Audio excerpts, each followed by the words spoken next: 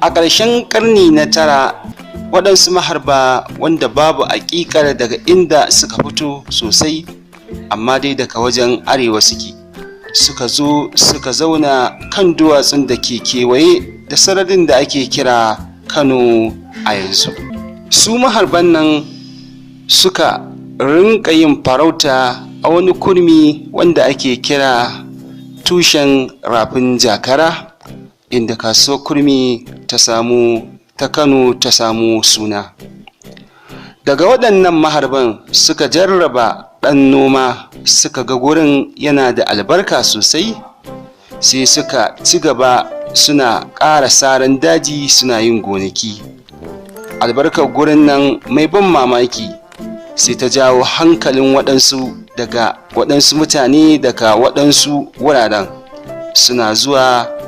Da taron mutanen ya fara yawa, sai suka yi shugaba wanda a bisa al'ada mutanen wannan lokaci mai nisa yakan zama mutum ne da ke da fifikon ƙarfi game da tsafi. Shugaban da waɗannan mutane suka zaɓa shine Barbushi. Shi kuma mutum ne ƙato, ƙarfarfa, mai tsananin gizo da gashin baki. Yakan sanya warki ya riƙe kulki a hannunsa. Yana iya kashe giwa ya ɗauke ta ya yi tafiyar wuni guda da ita. Gidansa a kan dutsen Dala yake, inda wani gunki da jama'ar ke bautawa yake cikin wata kewayayyar bukka.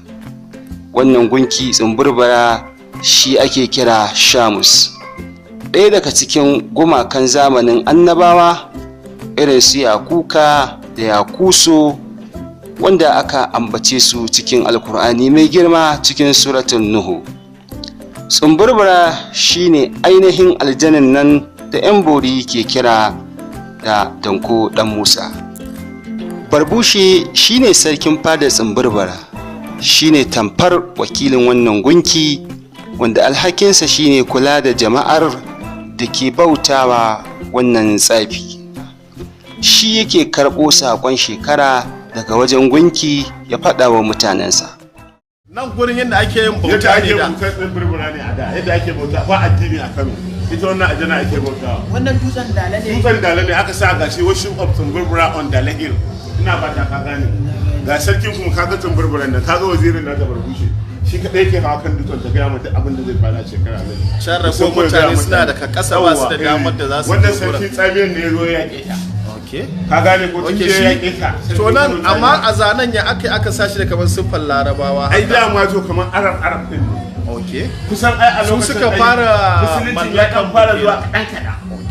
Ai wasu sarakunan sun kyale ta da zo ka gani. Ka ga wannan sarki gidi bagoda ya kyale ta, wasu ya kyale ta gidi masu. Tagwayen nan sun kyale ta, wani sarki ya kyale ta ga sunan shi tsamiyan da shine ya fara yakata. Ka gane ko? Wannan gidan sarautar farkon ne Bagoda ga rumfa sai kuma wannan rumfa shi ma nan ba sarautar Fulani bace wannan. Ba sarautar Fulani bace su.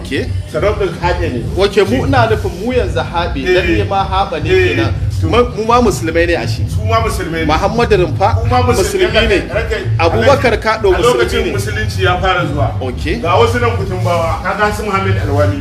Dai Haɓawan ne ai gidan Bagoda. Su ma wancan ba Fulani bane. Su ma ba Fulani, kaga gidan sarautar Fulani suka fara. Ga sarki Fulani na farko bayan jihadi na Shehu Usman Dan Godiyo a ranar 1804. Kaga Suleimanu shi ya karɓi tuta ta jihadi irin wacce ake ta koba gidan sarki. Daga shi sai Ibrahim Dabo.